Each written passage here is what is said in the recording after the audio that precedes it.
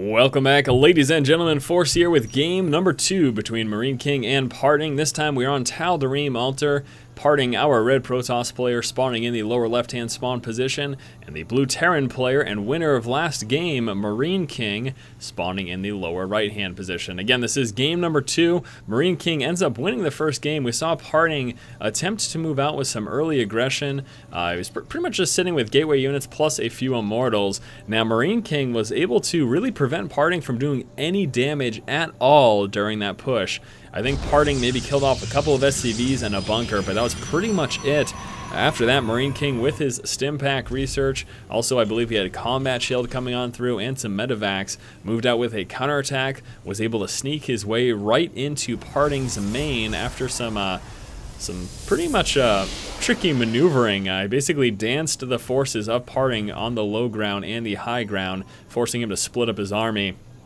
And then MarineKing seized the opportunity, quickly moved into the main, and was able to drop a good chunk of PartinG's forces, plus that first Colossus that came out, and that resulted in the quick GG. PartinG now dropping down his gateway. We'll be moving out with the probe scout, and let's see if he decides to move lower right. Back over here, MarineKing. Everything's looking pretty standard so far. No gas yet. Should be getting it soon, unless he's going for that 1-Rax expand build. There it is. Here comes the refinery. So, did I say racks? I meant refinery. So there we go. Refinery at about 13 or 14 supply there. Now, PartinG is moving to scout the upper left-hand position, and then he is likely to go upper right and then lower right. So it'll be quite a while until PartinG sees what's going on here. PartinG gets up his first assimilator, gets that saturated gateway just about finished. Cybercore will be following up right after that. And again, that probe is very likely to be moving right over here. And ooh, look at this. MarineKing with a second Rax here. Starts producing those Marines early on. Now, he does have this gas coming, so are we going to see an attachment? That will be my assumption. First SCV moving out. Let's see where he is going. Checking upper right. Okay. So both the probe scout for PartinG and the SCV scout for MarineKing will be scouting the upper right-hand position.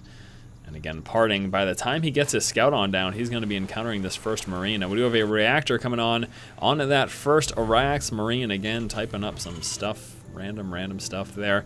Cybernex core coming on through. Second assimilator is now finishing. We've seen that warp gate research plus a stalker immediately here for PartinG.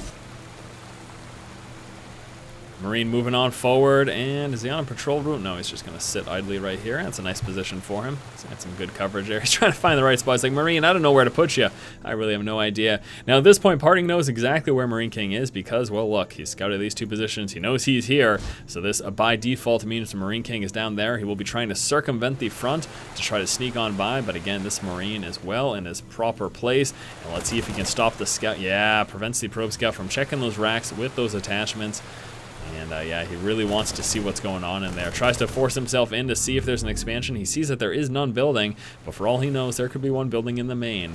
Not as likely on this map, but still, it's a possibility. MarineKing now moving out with some early aggression here.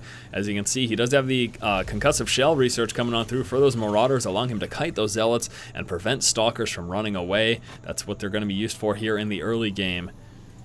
We do have a Twilight Council coming out for PartinG here. He's only got one gateway worth of units, though, and there's some pretty hefty aggression coming from MarineKing. This could be problematic.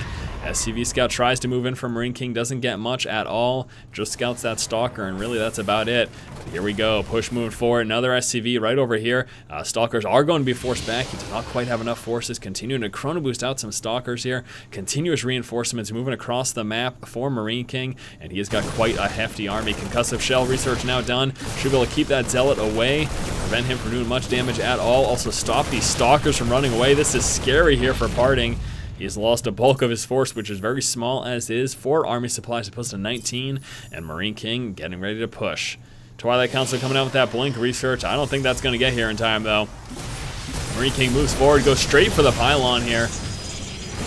Got a couple of workers coming down to try to assist. If he drops that pylon, that's a problem for PartinG. Gets it. Only unpowers one gateway, but still, that means he's only got 2 warp gates with which to utilize and warp in units. I don't know if that's going to be enough with these reinforcements streaming across the map. Got a couple more Marines over there. A little bit of micro, takes out another Stalker. One more Stalker with 1 Stalker left. PartinG calls the GG.